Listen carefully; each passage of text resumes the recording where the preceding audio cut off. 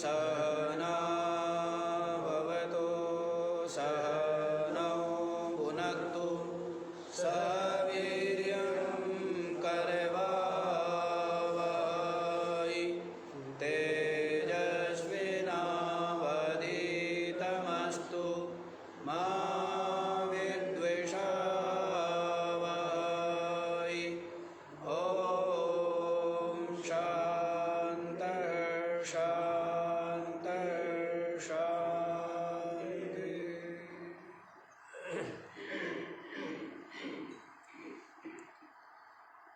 हाँ जी, क्या बताया था? किम दुर्लभम लोके, इस शरीर में कहो या इस संसार में कहो, क्या दुर्लभ? मतलब ये शरीर पा करके क्या दुर्लभ है, या इस संसार में क्या दुर्लभ है? तो क्या बताया था? सद्गुरु सतसंगति ब्रह्म विचार और सर्वस्यता त्यागः और शिवात्मबोधः। किन चीजें बताई थी? 5 वस्तुएं दुर्लभ। सद्गुरु दुर्लभ, सत्संग दुर्लभ, ब्रह्मचिंतन ये बड़ा दुर्लभ, और सर्वस्व का त्याग ये और दुर्लभ, राग का त्याग, और फिर आत्मबोध स्वरूप बोध, तो ये दुर्लभ बताए। क्या बताए हैं? दुर्लभ बताए। सद्गुरु मिलेंगे, एक मिलेगा तो आगे वाला मिलेगा। सद्गुरु मिलेंगे तो सत्संग होगा, सत्संग होगा तो ब्रह्म विचार होगा, ब्रह्म विचार करेंगे तो सारे जो भी अनात्म पदार्थों में राग है उस राग का त्याग होगा, और जब वैराग्य होगा तब ही अपने स्वरूप का। एक होने से उत्तरोत्तर स्वतः ही प्राप्त होता है। सद्गुरु प्राप्त हो गया, सद्गुरु वचन, सद्गुरु वैद्य, कैसे? सद्गुरु वचन, सद्गुरु वैद्य वचन विश्वासा। तो सद्गुरु रूपी जो वैद्य है उसके वचन में विश्वास, बस। तो सद्गुरु के वचन में विश्वास होने से उत्तरोत्तर की प्राप्ति स्वतः ही हो जाती है। सद्गुरु मिला तो क्या मिला? सत्संग मिला। सत्संग मिला तो ब्रह्म, सत्संग का मतलब क्या मिलेगा? वही ब्रह्म विचार ब्रह्म चिंतन, और ब्रह्म विचार ब्रह्म चिंतन करेंगे तो संसार में जो राग है वो सब राग क्या हो जाएगा? गलित हो जाएगा। और जब राग गलित हो जाएगा तो स्वरूप अनुभव हो जाएगा, तो उत्तरोत्तर की प्राप्ति हो जाती है ना। और यदि उत्तरोत्तर की प्राप्ति नहीं हो रही है तो समझना चाहिए कहीं न कहीं अपने विश्वास में, श्रद्धा में, समर्पण में, लक्ष्य के प्रति क्या है? न्यूनता। ये समझना चाहिए, है ना। तो इस प्रकार ये दुर्लभ है। और सर्वजनई किम दुर्जयः, ये पूछा था सभी मनुष्यों के द्वारा किसको जीतना कठिन है? तो बताया था मनोज।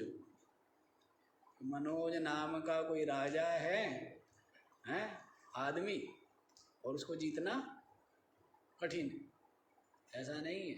मनोज का मतलब क्या बताया था? मनसः यस्य जन्मः जिन जिन कामनाओं का, वासनाओं का, सबका जन्म किससे?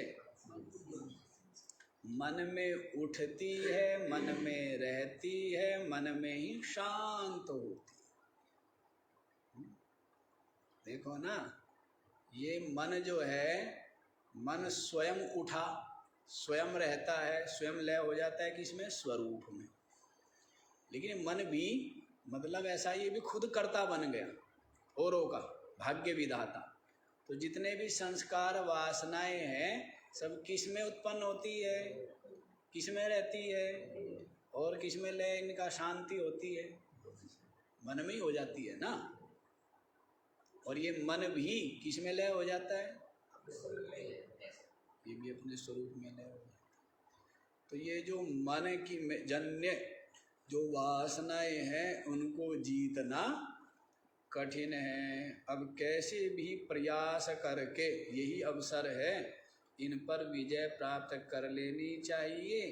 क्योंकि अपने आप तो ये होने वाला है नहीं, अपने पुरुषार्थ से ही सिद्ध हो। और योग वशिष्ठ में वशिष्ठ जी महाराज ने तो प्रारब्ध को स्वीकार तक नहीं किया। उन्होंने तो कहा जो कुछ है सो पुरुषार्थ है। क्या? जो कुछ है सो। और प्रारब्ध भी क्या है? वो भी तो अपना किया हुआ कल का पुरुषार्थ ही तो है। और प्रारब्ध है क्या? आपकी कल की हुई अच्छाई आज आपकी सहायता करती है, आपकी कल की हुई गलत काम आज आपका कांटा बनता है, रोड़ा बनता है, आपका किया हुआ ही ना। नहीं, वही प्रतिबंध है, उसी को प्रतिबंध होता है। और उसके लिए आप क्या करते रहते हो? भगवान को मनाते रहते हो। अपना किया हुआ ही, कल का किया हुआ ही आज सहायता कर रहा है, कल का किया हुआ ही आज बाधा डाल रहा है। इसलिए वशिष्ठ जी तो केवल किसको कहते? केवल पुरुषार्थ। पुरुषार्थ करो, और जो भी अपनी मलिन वासना है और राग है और अज्ञान है, इससे पिंड छुड़ाओ स्वयं पुरुषार्थ करके। गीता में भी तो कहा था ना भगवान श्री कृष्ण ने, उद्धरेद आत्मना आत्मानम नात्मानम अवसादयेत। श्री कृष्ण स्वयं कह रहे, मैं किसी का उद्धार नहीं कर सकता भाई। उद्धरेद आत्मना आत्मानम, अपने द्वारा अपने आप का उद्धार करना चाहिए। कौन कह रहे हैं? मैं तो केवल गुण दोष बता सकता हूँ, मार्गदर्शन कर सकता हूँ, हिम्मत दे सकता हूँ, प्रेरणा दे सकता हूँ, बाकी तो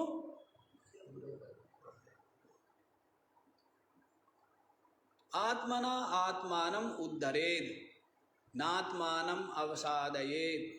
अपने आप का नाश नहीं करना चाहिए।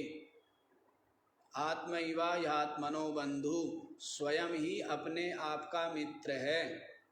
आत्मैवा रिपुरात्मना, स्वयं ही अपने आप का शत्रु है। अपने मन और इंद्रियों को जीता है तो स्वयं अपना मित्र है, और अपने मन और इंद्रियों के वश में है तो स्वयं अपना शत्रु है। ऐसा बोल दिया है। तो पुरुषार्थ की ही महिमा है। तो जैसे भी बन पड़े अपनी, और यहाँ तक भी कहा था, क्या बोला था? पूरी शक्ति लगा करके प्रथम अपने मन को जीतना चाहिए, बोला है ना। हस्तम हस्तेन संपीड्य दंते दंताश्च पीड़यन अंगम अंगई समाक्रम्य जयेदादौ स्वकम मनः। हाथों से हाथों को भींच कर, कोई ताकत लगाते हैं ना, हम कोई काम करना होता है तो पूरी ताकत लगाते। दंते दंताश्च पीड़यन, दांतों से दांतों को भींच करके, अंगम अंगई समाक्रम्य, सारे के सारे जितने भी अंग है ना, उन सबको, शक्ति को एकत्रित करके, जयेद आदौ स्वकम मनः, आदौ स्वकम मनः जयेद, सर्वप्रथम अपने मन को जीतना चाहिए। ये उपदेश वशिष्ठ जी महाराज किसको दे रहे हैं? श्री राम जी को ये उपदेश दे रहे हैं। पुरुषार्थ साध्य है, अवसर है। तो ये बात तो हो गई जी। आज तो आपका 29वां श्लोक चलना है, पढ़ लीजिए।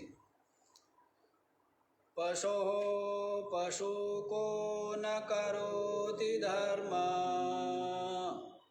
प्राधीत शास्त्रोऽपि न चात्मबोधः,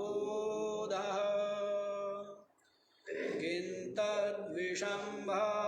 सुदोपमं स्त्रीः, केशत्रवो मित्रवदात्मजाद्यः। पशोः पशुः कः न करोति धर्मः, प्राधीतशास्त्रः अपि न चात्मबोधः,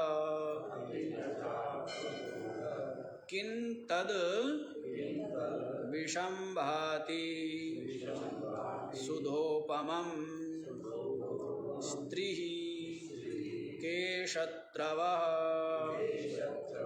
मित्रवद आत्मजाद्यः। पशुः पशुः कः, पशु का भी पशु कौन है? क्या पूछा है? पशुः पशुः, पशु से भी बढ़कर के पशु कौन है? ना करोति धर्म, जो धर्म का आचरण नहीं करता। क्या बोला है? जो धर्म आचरण नहीं करता है वह क्या है? वह पशु है। धर्म क्या है? सत्य धर्म है, अहिंसा धर्म है, दया धर्म है, धैर्य धर्म है। ये सब क्या है? क्षमा धर्म है, पवित्रता धर्म है। ये सब क्या है? ये सब धर्म है। ये सब के सब क्या है? ये सब धर्म है।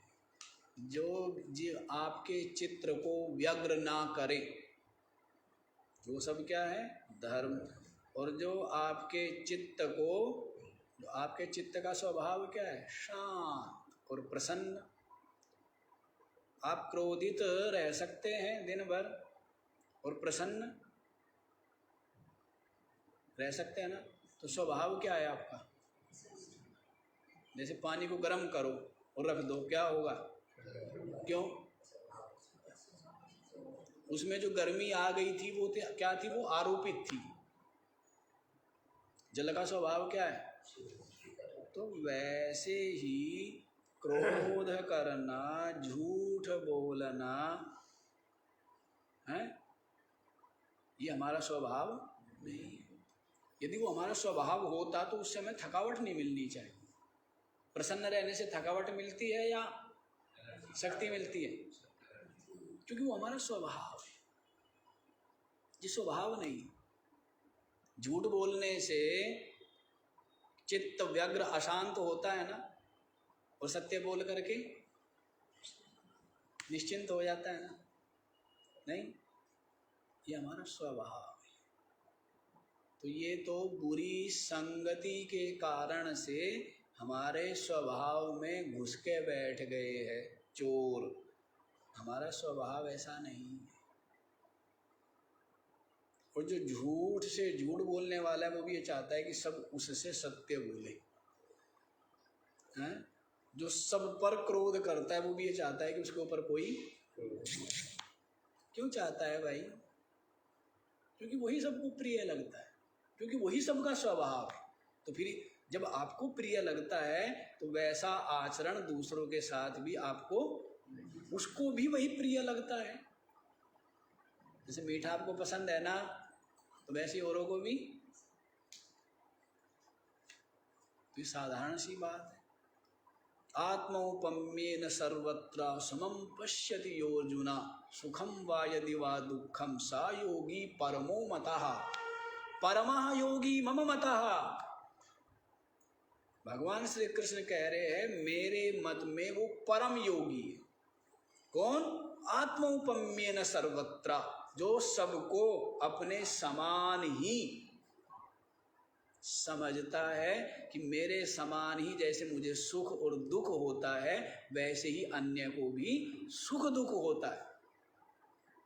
ऐसा जो सम देखता है मम मतः परमः योगी ही। श्री कृष्ण कह रहे हैं मेरे मत में वो परम योगी। इसलिए व्यवहार करते हुए सजग रहना चाहिए, है ना? चाहे वो अपने छोटों के साथ व्यवहार करे, चाहे अपने बड़ों के साथ व्यवहार करे।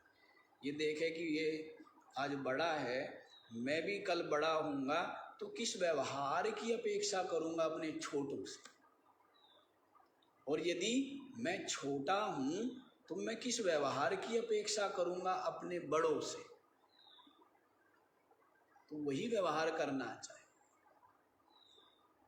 जिस व्यवहार की स्वयं आशा करता है, अपेक्षा रखता है, वैसा ही व्यवहार अन्यों के साथ करना चाहिए। चाहे वो कर्मचारी हो और चाहे वो आपके अधीनस्थ कोई भी हो। समझ आ रहा है ना? तो इतना भी कर ले तो सबका सम्मान हो गया ना। सबका क्या हुआ? किसी भूखे को भोजन कराओ तो ये नहीं कि मैं भिखारी को, दीनहीन को, गरीब को भोजन करा रहा हूँ, है कि मैं भोजन किसको करा रहा हूँ? कि मैं नारायण को भोजन करा रहा हूँ। सब में कौन है? जैसी भावना वैसा ही फल। ये माताएं जो है अपने पति को परमेश्वर मान सकती है और पति अपनी पत्नी को परमेश्वरी नहीं मान पाता, तो घाटे में कौन हुआ? अब वो जो भी कुछ कर रही है, भोजन बना रही है, किसके लिए बना रही है? परमेश्वर के लिए बना रही है ना। यदि उसका भाव ये दृढ़ है कि मेरा पति क्या है? परमेश्वर है, यदि ये भाव दृढ़ है तो किसके लिए भोजन बना रही है? सारी भक्ति हो जाती है। अलग से साथ में कोई ठाकुर जी रखने की जरूरत नहीं होती। अरे चेतन मिल गया, चेतन भगवान मिल गया है। सब जीवों में इसका वास है। अब शिवलिंग पर आप जल चढ़ाए और प्यासे को आप पानी ना पिलाए तो भगवान आपसे प्रसन्न होगा है या रुष्ट होगा? रुष्ट होगा ना। तो नर में नारायण का निवास है ऐसा। तो जो अपने समान ही दूसरों में देखता है, जैसे मुझे सुख दुख होता है ऐसे ही अन्य को भी होता है। कितनी बड़ी बात कह रहे हैं, मम मतः परमः योगी ही। मेरे मत में वो परम योगी है। बड़े साधारण सा व्यवहार में चाहिए ना। ये इस प्रकार का भाव, इस प्रकार का व्यवहार कहाँ चाहिए? व्यवहार में तो सब साधना बन जाए। आपका व्यवहार भी क्या बन जाता है? साधना बन जाता है। यदि थोड़ा सा विवेक पूर्ण होकर के किया जाए तो साधना बन। अच्छा जी, तो क्या बताया है कि जो धर्म नहीं करता मनुष्य शरीर पा करके वो पशु से भी बढ़ करके पशु। एक बात धर्म समझ गए क्या है? सत्य, अहिंसा, क्षमा, दया, धृति, शोच, ये सब क्या है? पवित्रता। ये सब धर्म है ना। हिंदू धर्म, मुस्लिम धर्म, सिख धर्म, ईसाई धर्म और भी ये सब धर्म, उसकी बात यहाँ पर नहीं कर रहे हैं। धर्म का पालन वही है जो परमात्मा के समीप सामीप्य प्रदान करे वो धर्म है, और जो परमात्मा से दूर करे वो अधर्म। वो सब क्या है? क्रोध अधर्म हुआ और प्रसन्नता धर्म हुआ ना? नहीं, सत्य धर्म हुआ और झूठ अधर्म हुआ ना? कितना झूठ संसार में जाते रहते, एक झूठ, दो झूठ, कई झूठ, झूठ पर झूठ, और सत्य बोल करके बिल्कुल निश्चिंत हो जाते। परमात्मा के समीप सामीप्यता का अनुभव होता है, प्रसन्नता का, शांति का, संतोष, निश्चिंतता का। तो ये धर्म तो वास्तव में परमात्मा ही है, और परमात्मा प्राप्ति का जो साधन हो वे उसको भी क्या कहेंगे? उसको भी धर्म। तो ये धर्म है। तो मनुष्य शरीर पाकर जो धर्म नहीं करता वो पशु से भी बढ़ करके पशु। एक बात। दूसरा और बता रहे, प्रादेत शास्त्रोपि न चात्मबोधः। आप लोग बच रहे थे, आपको भी लपेटे में लेना था हमें, तो आप लोगों को भी लपेटे में ले लिया। ये सत्संग सुनने वाले जो थे ना, ये बच रहे थे। बच क्या रहे थे कि धर्म का पालन तो करते हैं। जितने सत्संगी प्रेमी जन है वो सब क्या करते? धर्म का पालन तो, अच्छा वो भी नहीं करते क्या? झूठ बोलते हो, कपट करते हो, धोखा देते हो, क्रोध करते हो, निंदा करते हो, अपवित्र रहते हो, हैं? धर्म का पालन तो आप करते हो, हैं? तो आप बच रहे थे, लेकिन आपको भी हमें लपेटे में लेना था। तो इसलिए क्या बोल दिया? प्राधीत शास्त्रोपि न चात्मबोध। शास्त्र पढ़ डाले लेकिन फिर भी अपने स्वरूप का बोध नहीं हुआ, वो भी पशु से बढ़ करके। कहाँ बचे होंगे सेठ जी? बहुत बच रहे थे, है ना? क्या कहा है? वो भी पशु ही है। हाँ, ये हो सकता है एक अमेरिकन और एक देसी, इतना अंतर हो सकता है? एक जो है वो शंकर नस्ल, और एक जो है वो बिल्कुल विशुद्ध जो देसी। इतना अंतर है, पर है पशु ही। पशु इसलिए आया है ना कि यो ही गार्ग्य तदक्षरम अविदित्वा अस्मान् लोकात् प्रैति सकृपणः। क्या कहा है? हे गार्गी, याज्ञवल्क्य जी महाराज कहते हैं, यो ही एतदक्षरम गार्ग्य अविदित्वा, इस अक्षर अविनाशी ब्रह्म को, परमात्मा को जाने बिना अस्मान लोकात् प्रैति, इस लोक से चला जाता है। सकृपणः, वो क्या है? कृपण है, वो अत्यंत नीच है। मनुष्य शरीर पा करके परमात्मा को जाने बिना चला गया, वो क्या है? यहाँ आ गया ना, पशु हो, पशु का भी पशु। पंक्ति समझ में आई? क्या लिखा है? प्राधीत शास्त्रो अपि, शास्त्रों को क्या है? अच्छी प्रकार से अध्ययन किया है, बड़ा पंडित है, पांडित्य का संपादन कर लिया, लेकिन न चात्मबोधः, अपने स्वरूप का बोध नहीं हुआ है, तो वो क्या है? पशु। इससे बड़ी गाली तो और कुछ हो नहीं सकती थी। गालियां दे रहे, देखो, अब गाली का अपना अपना स्तर होता है, भाषा होती है ना। गाली दे रहे हैं, क्या गाली दे रहे हैं? कि तुम पशु है। कल बोले ना, दादू जी की पंक्ति है ना शायद, अजहू चेत गंवार, दादू जी की, पलटू जी की, क्या बोला है? अजहू चेत, अरे अब तो गंवार, अब तो चेत। क्या बोला है? अब तो कम से कम चेत जा। अब तो कम से कम जाग जा। वो गाली दे रहे गंवार, वैसे यहाँ पर गाली दे रहे। पशु से भी बढ़कर के पशु है जो धर्म का पालन नहीं करता, और धर्म का पालन करते हुए शास्त्रों का अध्ययन भी, पांडित्य भी संपादन कर लिया, लेकिन अपने स्वरूप का बोध नहीं हुआ, वह भी पशु। स्पष्ट हो गया? तो आगे देखो, क्योंकि ज्यादा व्याख्या में ना फिर 2 श्लोक तो कम से कम होने चाहिए।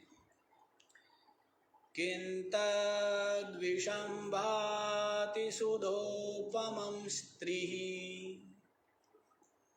किम तद विषम यद सुधोपमं भाति। ऐसा कौन सा विष है जो अमृत के समान लगता है? हाँ जी, वहां कुछ नहीं लिख रहा है। तुम लोगों की, रमेश की भी और इनकी भी एक आदत है, इसमें गड़े रहता है, जबकि उसमें कुछ भी नहीं है। कुछ लिख रहा है? क्या लिख रहा है बताओ?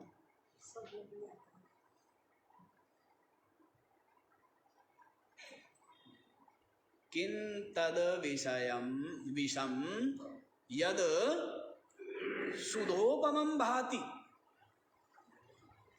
ऐसा कौन सा विष है सुधोपमं भाति, जो अमृत के समान लगता है? ऐसा कौन सा विष है? तो क्या बोला है? स्त्री ही।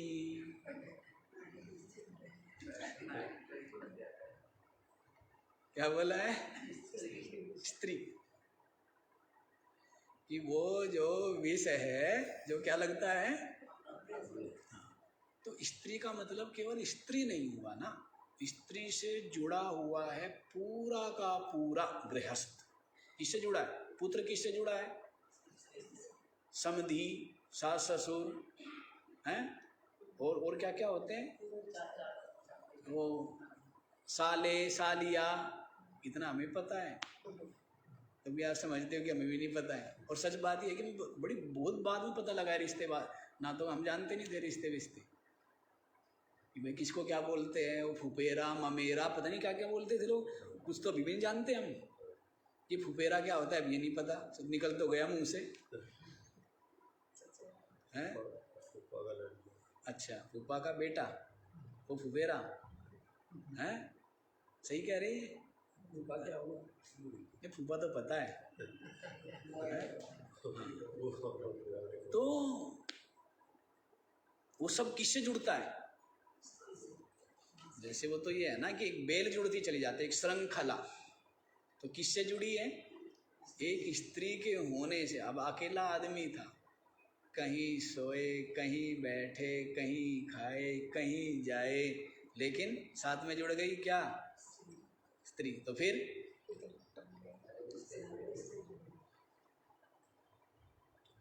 सारा कुछ होता है ना, घर चाहिए, दर चाहिए, ये चाहिए, वो चाहिए, सब कुछ। फिर क्या है? चाहिए चाहिए चाहिए चाहिए, और चाहिए चाहिए के चक्कर में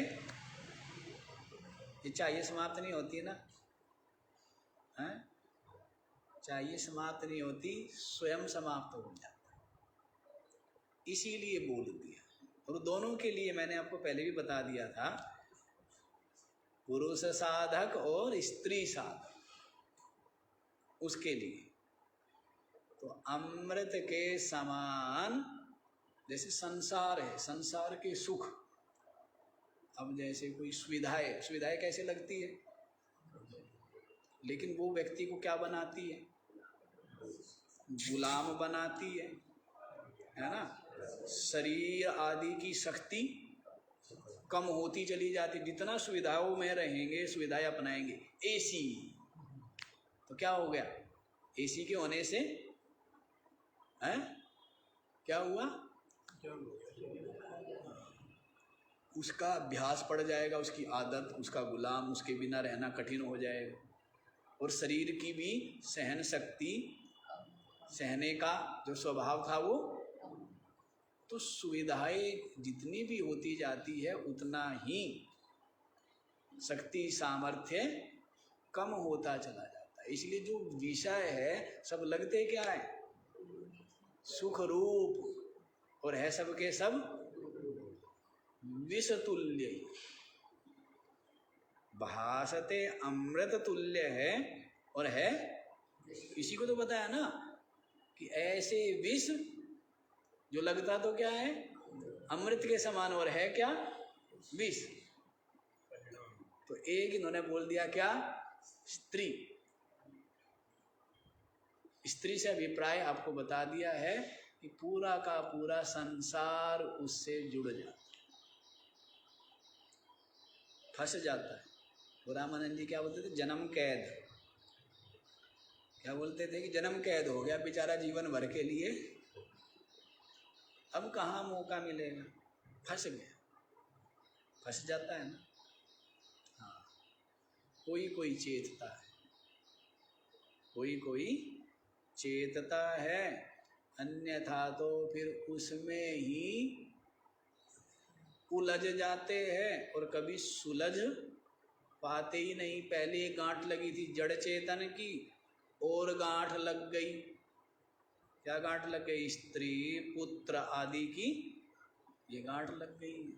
गांठ पर आया था गांठ खुलवाने खोलने, और होती क्या है, गांठ पर गांठ लगती चली जाती है। भटकता रहता है, भरमता रहता है। तो गांठ खोलने का समय है, गांठ खोलना चाहिए। तो समझ आ गया जी, ऐसा विष जो अमृत के समान लगता है वो क्या बताया है, स्त्री बताया है, पुरुष बताया। केशत्रवः मित्रवद, ऐसे शत्रु बताओ जो लगते कैसे हैं, मित्र के समान, और है क्या, वो भी नहीं बचेंगे। जिनको आप छोड़वाना चाह रहे थे ना उनको भी नहीं छोड़ेंगे। क्या बोला है,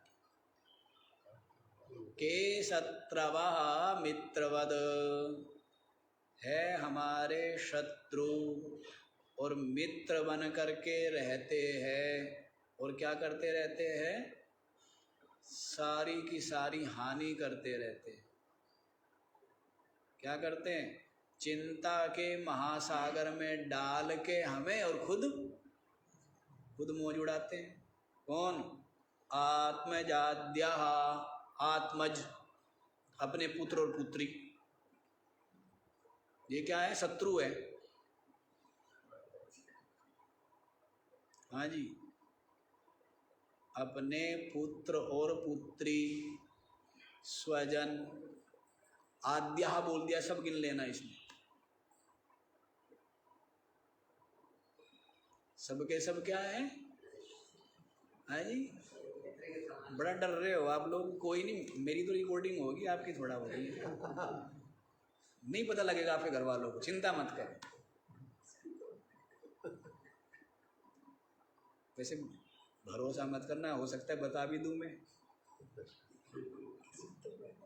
है ये क्या कह रहे थे,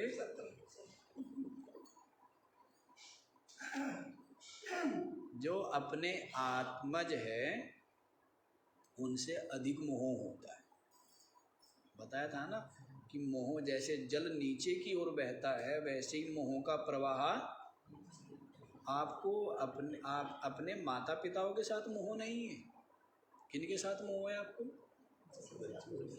अपने पुत्र अपने पुत्री के साथ। माता पिता का तो आप एक अच्छे संस्कार है, आपको एक समाज की एक व्यवस्था है, उस कारण से सम्मान करते हो, थोड़ा प्रेम करते हो। माता पिता से मतलब ज्यादा नहीं है आपको, माल मिल गया बस छुट्टी, और क्या करना बूढ़ा बुढ़ी का, क्या चाहिए था, बुढ़ा बुढ़ी का तो क्या चाहिए, माल चाहिए ना, बुढ़े बुढ़ी नहीं चाहिए। वो तो एक अच्छे संस्कार मानो, या एक समाज में एक बना रहे सम्मान, उसके लिए अपने माता पिता का करता है। मोह नहीं है, बिल्कुल भी नहीं है।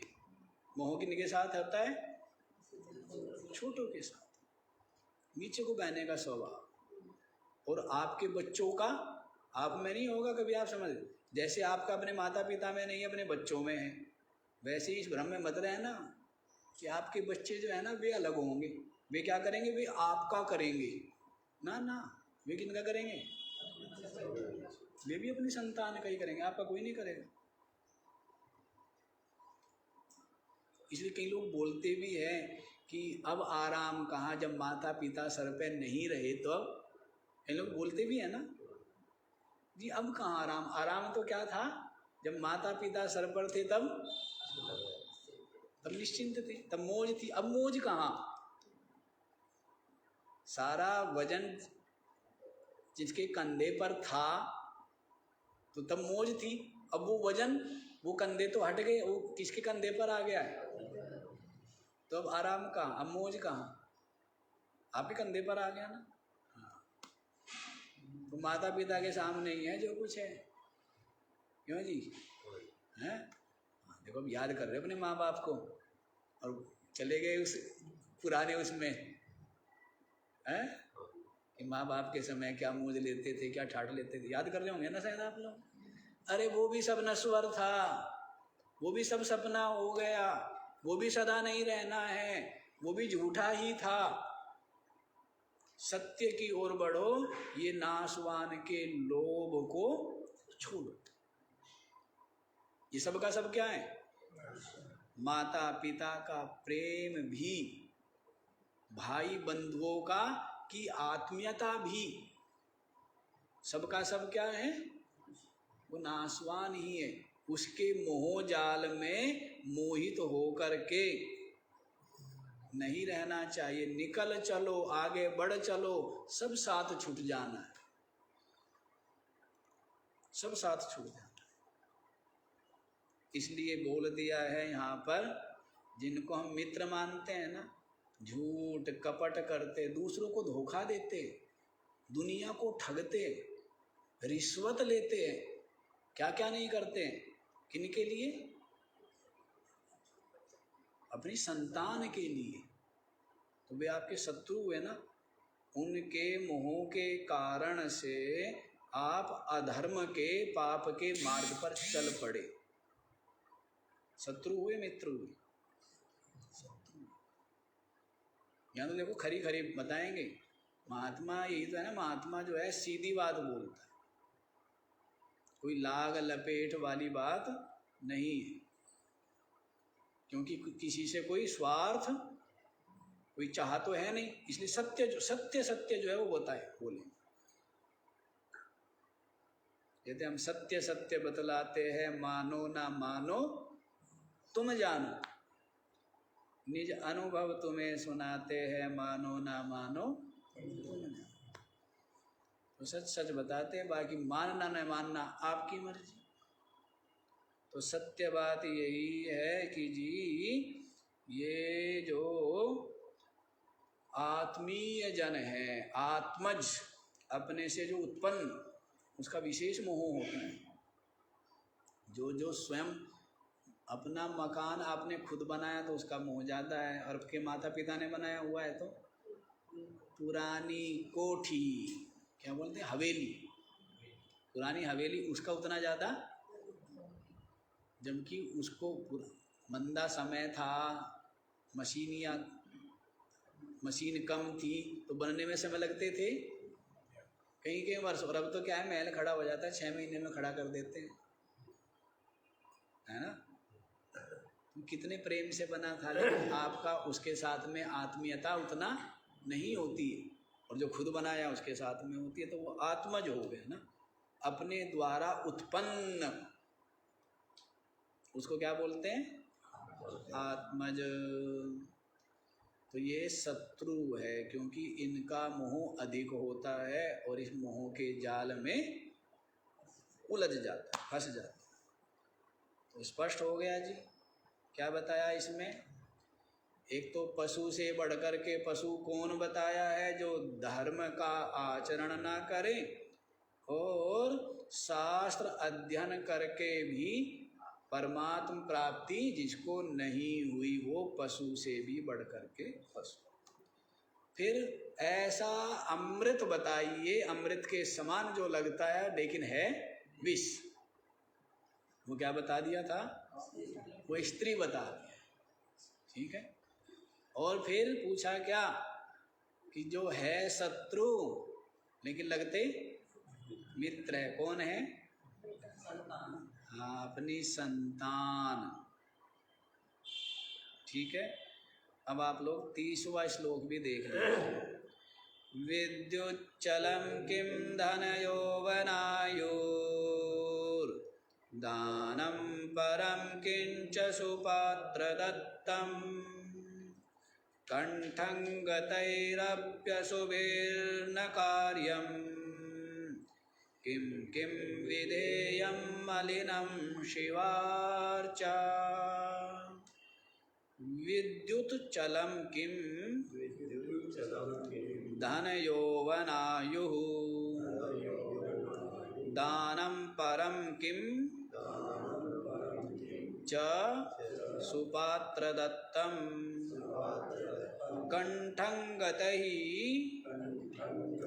अपि अशुभिः न कार्यं किं किं विधेयं मलिनं शिवार्चा। विद्युतवत् किम चलम, आकाश में चमकती है ना, क्या चमकती है? बिजली चमकती है, विद्युत। तो पूछ रहे हैं विद्युत के समान चंचल क्या है जो यों चमकता है और तुरंत क्या हो जाता है? ओझल हो जाता है, गायब हो जाता है। क्या क्या है? धन, यौवन और आयु। धन यौवन उड़ जाएगा जैसे उड़े कपूर। नारायण क्या बोलते हैं? धन यौवन उड़ जाएगा जैसे उड़े कपूर।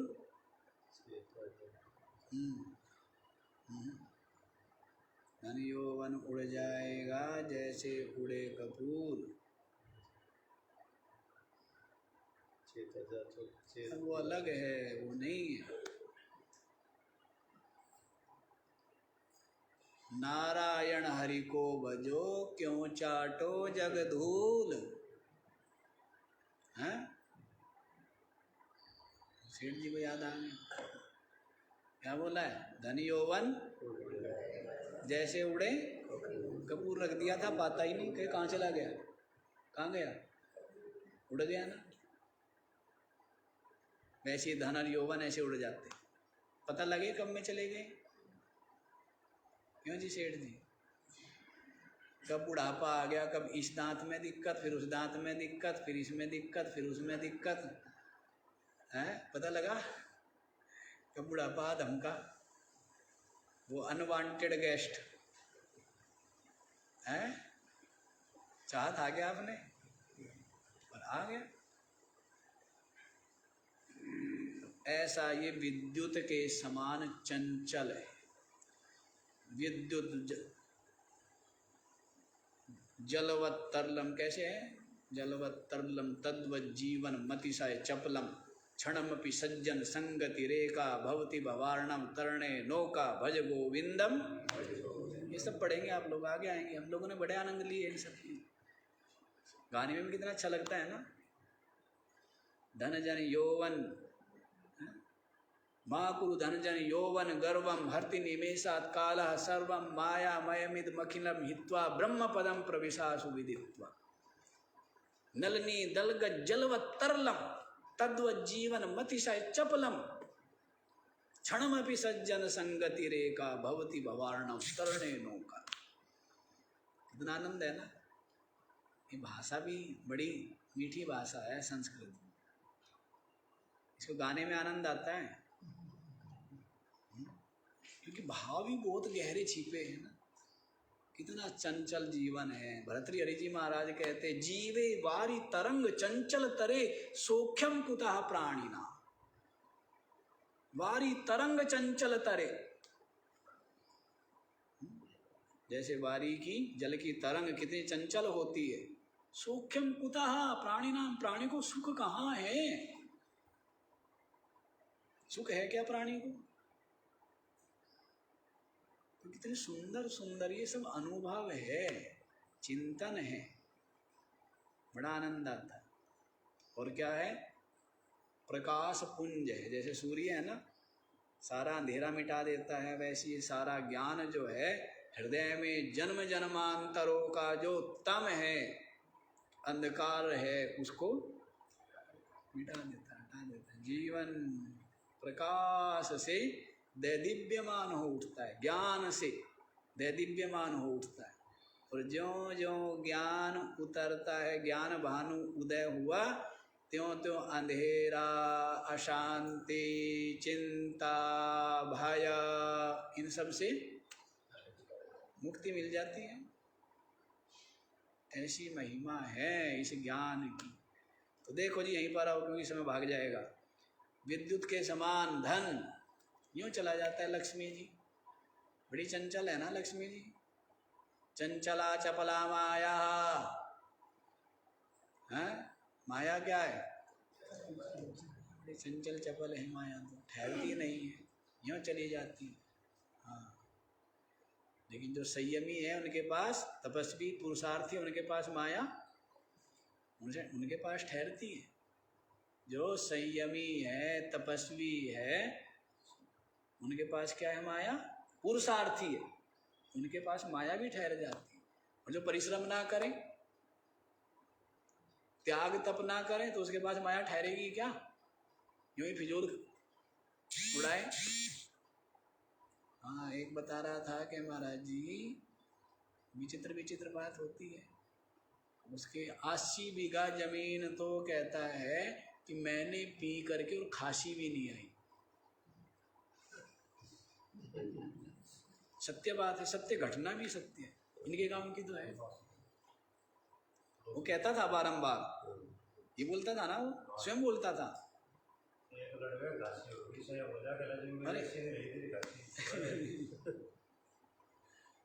ऐसी स्थिति है। व्यसन, लक्ष्मी, ये सब यूं चली जाती है ना व्यसन वाले की। और संयम ना हो तो यूं चली जाती है, पुरुषार्थ न हो तो। हाँ जी, तो धन बड़ा चंचल है जी, यौवन 2 दिन का आता है, जवानी कितने दिन की है? 4 दिन का जीवन मान लो, और उसमें 2 दिन की जवानी है। नर चेत ले बुढ़ापा आएगा, सब दिन ना रहे जवानी। वाणी गाते हैं, नर चेत ले बुढ़ापा आएगा, सब दिन ना रहे जवानी। जवानी सदा रहने वाली नहीं है, चली जाती। और आयु, भगवान श्री राम ने योग वशिष्ठ में एक भी विषय नहीं छोड़ा जिस पर चिंतन नहीं किया, और अपने जो चिंतन, गहन चिंतन है, उसको अभिव्यक्त नहीं किया। धन के ऊपर, आयु के ऊपर, शरीर के ऊपर, यौवन के ऊपर, संसार की समस्याओं के ऊपर इतना सुंदर विवेचन वैराग्य का है, जो शुरुआती प्रकरण है वैराग्य प्रकरण। और वशिष्ठ जी महाराज तो ये यहाँ तक इतना कहने का साहस किसी का नहीं हुआ। वशिष्ठ जी महाराज कहते हैं, मेरा योग वशिष्ठ ग्रंथ जो पढ़ेगा अवश्यमेव, उसको क्या होगा? आत्मबोध होगा ही हो, गारंटी ले रहे हो। वो ग्रंथ इतना विशाल है, जब उसको बारंबार पढ़ेगा, कहते 1 बार पढ़े, 4 बार पढ़े, 7 बार पढ़े, ऐसा हो ही नहीं सकता कि उसको स्वरूप का बोध ना हो। इतना बड़ी बात कहने का साहस किसी का भी नहीं हुआ है जो वशिष्ठ जी महाराज ने कही। ऐसा दिव्य ग्रंथ, तो उसमें सब बता दिया है वैराग्य का, बड़ा अच्छा। तो चंचल है जी, तीनों चीजें ठीक है, हो गए स्पष्ट। फिर आगे पूछा दानम किम, दान कौन सा सार्थक है, कौन सा दान श्रेष्ठ है। यच्च सुपात्र दत्तम, जो सुपात्र को दिया हो, पात्र देख करके कि वास्तव में इसको आवश्यकता है और ये इसको पा करके इसका सदुपयोग करेगा, दुरुपयोग नहीं। सुपात्र वही हुआ ना जिसको आवश्यकता है और प्राप्त संसाधनों का जो दुरुपयोग ना करे, वही सत्पात्र है। तो सत्पात्र को दिया हुआ दान श्रेष्ठ दान माना जाता है, उत्तम दान माना जाता है, सात्विक दान भी आप लोग सुना है ना गीता जी में। यज्ञ, तप, दान, कर्म, ये तीन तीन गिनाया है, सत्वगुणी, रजोगुणी, तमोगुणी गिनाया है ना। जो बिना सत्कार पूर्वक दिया जाए, बिना किसी प्रत्युपकार की अपेक्षा के, ऐसा जो दान दिया जाता है वो दान सात्विक। जो दिखाने के लिए दान दिया जाता है कि जी हम कमरे पे नाम लिख दो या हमारा वो ऐलान कर दिया जाए, इस प्रकार का जो दान होता है वो क्या होता है, वो रजोगुणी दान है। और तमोगुणी दान कौन सा है, जो दूसरे का तिरस्कार करके, अपमान करके दिया जाता है, ऐसा जो दान है वो क्या है, तमोगुणी। चीज भी गई और उसका कुछ पुण्य भी नहीं मिला। ऐसे तिरस्कार पूर्वक जो दिया जाए वो सम्मान पूर्वक बैठा करके दिया जाता है, श्रद्धा के साथ, वो दान ही सात्विक दान माना। हाँ जी, दान समझ गए, दान पर हम ज्यादा कहते भी नहीं हैं। दान कौन सा श्रेष्ठ, जो सुपात्र को दिया हो। अब देखो कितनी सुंदर बात कह रहे हैं, कंठं गतै अपि अशुभिः किन्न कार्यम, प्राण भले ही कंठ में आ गए हो तो भी क्या नहीं करना चाहिए। क्या पूछा है, कंठं गतै अपि अशुभिः, प्राण कहाँ गए, कंठ में आ गए, मरने ही वाला है, लेकिन फिर भी क्या नहीं करना चाहिए, मलिनम। क्या बोल, नीचे उतर दे दिया इकट्ठा ही, मलिनम, जो मलिन कर्म, मलिन विचार, मलिन आचरण है, ये नहीं करना। मलिन का मतलब क्या है, मल से क्या बना है, मलिन। मल माने जो निकृष्ट है, जो पाप युक्त है, वो क्या है, वो मल है, गंदगी जो पाप युक्त है। तो ऐसा पाप युक्त जो भी कर्म होवे, स्वार्थ में, लोभ में आकर के सारे कर्म कैसे होते हैं, पाप युक्त ही होते हैं ना, सारे मलिन कर्म होते हैं। झूठ कपट करना, धोखा देना, किसी को हानि पहुंचाना, ये सब क्या है, मलिन कर्म। जो भी आपसे गलती हो गई जाने अनजाने, तो वो सब भोगनी पड़ती है। इसलिए जैनियों में तो क्षमा करते हैं ना, क्षमा मांगते हैं ना, वर्ष में कुछ ऐसा पर्व भी होता है, क्या बोलते हैं उसको, क्षमापराध, हाँ, सबसे क्षमा मांगते हैं, ऐसा भी निश्चित समय दिन किया हो। कितनी अच्छी बात है ये अच्छी अच्छी चीजें। इससे मन में जो जमी हुई गंदगी है, जो दीवार खड़ी हो गई है, वो भी टूट जाती है। अहंकार भी थोड़ा सा झुकना पड़ता है और आगे भी पाप से छुटकारे का रास्ता मिल जाता है, आगे फिर वैसा कर्म करेगा भी नहीं। तो ये सब चीजें अच्छी अच्छी संतों महापुरुषों ने जीवों के कल्याण के लिए ये विभिन्न जो है अलग अलग अपनी तरीके निकाले।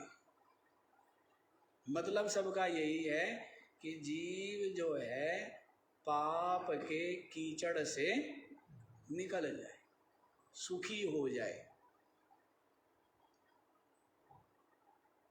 अविनाशी जो तत्व है उसको प्राप्त कर। यही भावना है ना सभी संत महापुरुषों की। इसलिए सभी के सभी समादरणीय है, सबका सम्मान करना चाहिए। सबके सब गलत से पाप से हटा रहे हैं ना, चाहे वो महावीर स्वामी हो, चाहे वो बुद्ध महात्मा बुद्ध हो, सबका यथा योग्य सम्मान करना चाहिए। महापुरुष हुए लेकिन सब बांट लेते हैं ना हम लोग,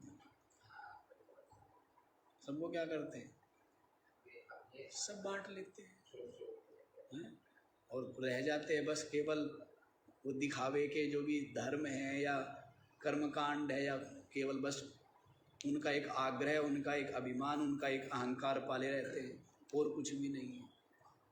नहीं तो पूजा पाठ तो जिसके मन में जो आए, कोई राम को भजना चाहता है उसकी मर्जी, कोई हनुमान को भजना चाहता है उसकी मर्जी, कोई देवी को भजना चाहता है, क्या आपत्ति है, कोई किसी का करो, उससे कोई दिक्कत है क्या? कोई कैसी पूजा पद्धति अपनाए, पूजा पद्धतियां भिन्न भिन्न हो सकती है, उससे क्या फर्क पड़ना है। हाँ, व्यवहार में तो सब यही कहते हैं, झूठ मत करो, कपट मत करो, क्रोध मत करो, अहित मत करो, यही कहते हैं ना। लेकिन पूजा पद्धति सबकी अलग अलग हो सकती है, उससे क्या फर्क पड़ता है। कोई किसी को मानता है, कोई किसी को मानता है, वो अपनी अपनी मान्यता है, अपनी अपनी सबकी चॉइस है। सब रूप किसके हैं, सब एक ही रूप है। गोस्वामी तुलसीदास जी ने कह भी दिया है, जाकी रही भावना जैसी प्रभु मूरत तिन, जिसकी जैसी भावना हो तो कोई समस्या नहीं है। लेकिन ये जो कट्टरता है ना, कट्टरता, धर्मांधता, तो इसमें सब कुछ मलिन हो जाता है, मैला हो जाता है और प्राप्ति कुछ नहीं होती। धर्म के नाम पर कितनी लड़ाई हुई, ईसाइयों ने धर्म के नाम पर सबसे ज़्यादा मारे, सबसे ज़्यादा हत्या ईसाइयों ने की है। दूसरे नंबर पर मुस्लिमों ने की है। हिंदुओं ने प्रायः धर्म के नाम पर हत्याएं नहीं, ना के बराबर की ही नहीं, क्योंकि यहाँ की संस्कृति है जियो और जीने दो। इसीलिए यहाँ इतने दर्शन क्या हुए, इतना दर्शनों का इतना गहन चिंतन, और इतने विविध दर्शन कहीं भी नहीं है। मुस्लिमों में एक, ईसाइयों में एक, और है क्या, और हमारे यहाँ 12 दर्शन तो ये है ही, और इसके अलावा इतने संत, और इतने सबके सब संत महापुरुषों को स्वीकार करते हैं ना। किसने कहा नहीं राम भगवान नहीं है या कृष्ण भगवान नहीं है, तो उसको भी स्वीकार करते नहीं, करते।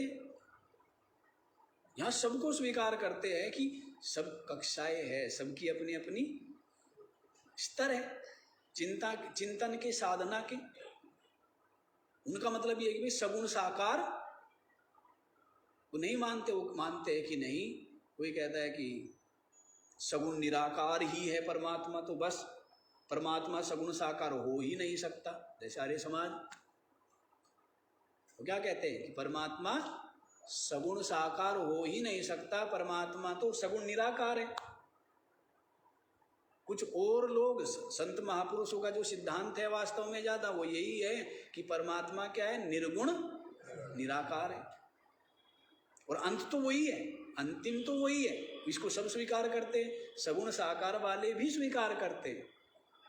गीता जी में कह ही दिया है ना, अव्यक्त आदीनि भूतानि व्यक्त मध्यानि और अव्यक्त निधनानि। पहले भी अव्यक्त थे, बीच में व्यक्त हो गए, और फिर अव्यक्त में ही विलय हो जाएंगे। तो समस्या कहाँ है, समस्या कहीं है ही नहीं। और ये मूढ़ता है, चलो उस मूढ़ता को छोड़ो। यहाँ देखो क्या कह रहे हैं, कंठं गतै अपि अशुभि किन्न कार्यम प्राण कंठ में आ जाए तो भी क्या नहीं करना है, मलिनम, मलिन कर्म आचरण विचार, जो स्वार्थ कपट द्वेष, दूसरे के प्रति दुर्भाव, दूसरों का अहित, ये सब क्या है, ये सब के सब मलिन है, सब के सब मलिन है।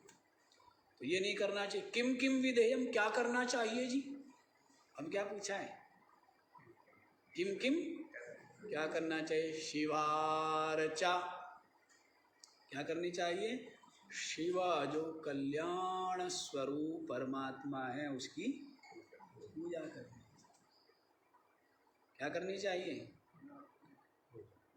परमात्मा की पूजा करनी चाहिए। क्या नहीं करना चाहिए, मलिन कर्म आचरण नहीं करना चाहिए और परमात्मा की पूजा करनी चाहिए, भक्ति करनी चाहिए। इसमें घाटा नहीं है, इसमें क्या है, लाभ ही लाभ। क्या है, गोस्वामी तुलसीदास जी कहते हैं ना, भाई उभाई अनख आलसहु, नाम जपत मंगल दिशि दसहु।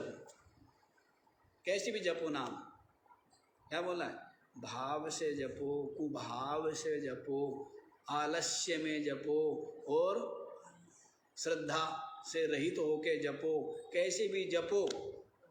नाम जपत मंगल दिशि दसो, नाम जपने से क्या मिलेगा, मंगल ही मंगल होगा ना, मंगल की ही प्राप्ति है ना। वैसे ही है,